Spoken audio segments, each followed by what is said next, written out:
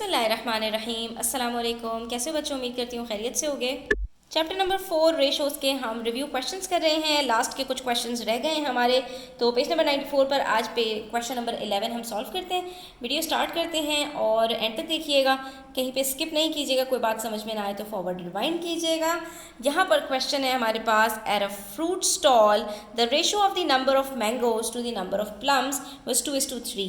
ठीक है, दो चीज़ें हैं हमारे पास, एक है मैंगोज, दूसरे हैं प्लम, और उनका जो रेशो है वो 2:3 का है। ठीक है, after 15 mangoes were sold the ratio became 1:2।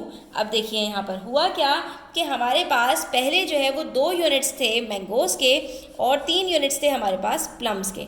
तो हम यहाँ पर एक रफ सा मॉडल बना लेते हैं। ठीक है, 2 यूनिट्स हैं हमारे पास मैंगोज के और 3 यूनिट्स हैं हमारे पास प्लम्स के। उसके बाद कुछ हुआ यूँ कि हमारे पास 15 मैंगोज निकल गए। ठीक है, 15 मैंगोज, कुछ मैंगोज हमारे पास यहाँ से निकल गए।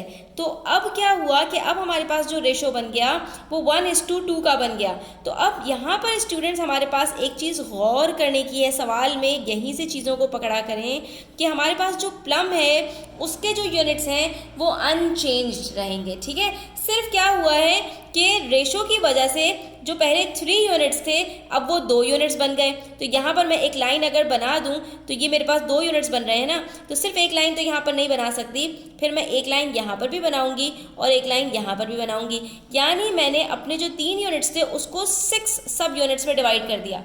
ठीक है, एक तरफ मेरे पास 3 यूनिट्स हैं। अब इस तरह से यहाँ पर देखिए तो आपको ज़्यादा बात क्लियर हो जाएगी कि पहले ये यूनिट्स मेरे पास 3 थे और अब ये यूनिट्स मेरे पास 2 हैं, लेकिन जो इसकी लेंथ है वो तो सेम है ना, क्योंकि इसमें से हमारे पास कोई चीज़ कहीं निकल कर नहीं गई।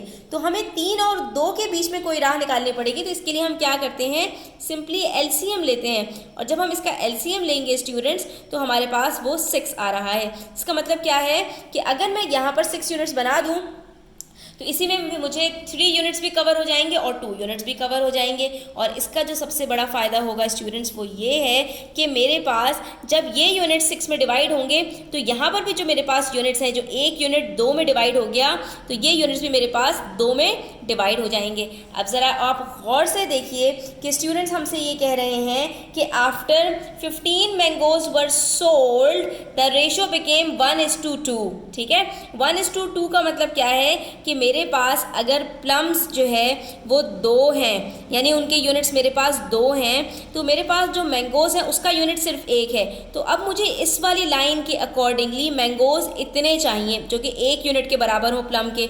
तो वो मेरी लाइन कहाँ कॉन्साइड कर रही है, ये आप देख सकते हैं यहाँ पर कॉन्साइड कर रही है। इसके मतलब है कि मेरे पास ये जो अब 6 यूनिट्स हो गए प्लम के और 4 यूनिट्स हो गए मैंगोज के, तो मैंगो के अभी भी 15 मैंगोज देने के बाद भी 3 यूनिट्स बाकी होंगे, और जो ये मेरे पास लास्ट पार्ट बचेगा यहीं से मुझे पता चल जाएगा कि मेरे पास 15 मैंगोज जो निकले हैं वो कितने यूनिट्स के बराबर हैं, वो 1 यूनिट के बराबर है। यानी एक यूनिट अगर 15 मैंगोज के बराबर है तो सवाल मुझसे पूछा है कि how many plums were there, तो प्लम्स कितने हैं ये हमें कैसे पता चलेगा, जब स्टूडेंट्स एक यूनिट 15 के बराबर है तो 6 यूनिट्स बराबर हो जाएंगे 15 × 6, दैट इज 90 प्लम्स के। तो यहीं से मॉडल से ही हमारे क्वेश्चन का आंसर निकल आएगा। तो बेसिकली इस क्वेश्चन के अंदर ज़्यादा कोई कैलकुलेशंस नहीं है, सिर्फ एक स्टेप के अंदर आपका आंसर आ जाएगा। सिर्फ अंडरस्टैंडिंग आपको बिल्ड करनी है कि यहाँ पर हमारे पास जो इनिशियल और फाइनल रेशोज़ के अंदर कोई चीज़ कॉमन है तो वो प्लम के यूनिट्स हैं। ठीक है, वो इन टर्म्स ऑफ नंबर्स तो हमें डिफरेंट नज़र आ रहे हैं, लेकिन उनकी लेंथ क्योंकि सेम है तो हम उसी को यूज़ कर सकते हैं। अब हम उसको किस तरह यूज़ करेंगे, हमें यहाँ बताया इनिशियल रेशो ये है 2:3, फाइनल रेशो है 1:2। तो हमने लिखा कि लेटर 15 मैंगोज वर सोल्ड, हमें इतनी बात इन्होंने बताई थी। It means number of plums remain same, ये तो हमारे पास सेम है ना।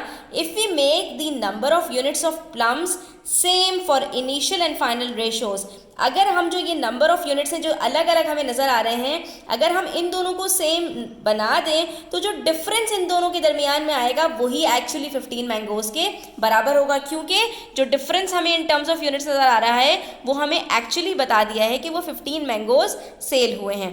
ठीक है, तो हम यहाँ पर कहेंगे कि the difference of initial and final ratios of mangoes will be equal to 15 mangoes. तो हमने सिंपली क्या किया स्टूडेंट्स, बस जो कैलकुलेशन इसमें वो इतनी ही है कि इनिशियल रेशो हमारे पास 2:3 था और फाइनल रेशो हमारे पास 1:2 था।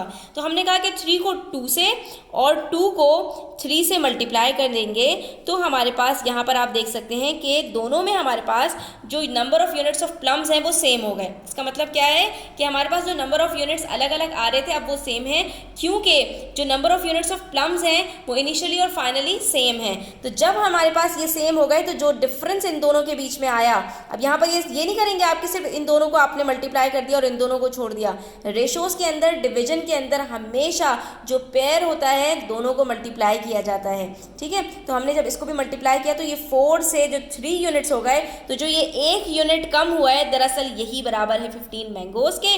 और यहीं से हमें पता चल गया कि अगर 1 यूनिट बराबर है 15 यूनिट्स के तो इसका मतलब ये हो गया कि प्लम के हमारे पास 6 यूनिट्स हैं तो वो बराबर हो जाएंगे 15 × 6 90 मैंगोज के या 90 प्लम्स के। यहाँ पे मैंगोज नहीं लिखिएगा, यहाँ पर प्लम्स लिखिएगा क्योंकि उन्होंने हमसे मैंगोज नहीं प्लम्स पूछा है।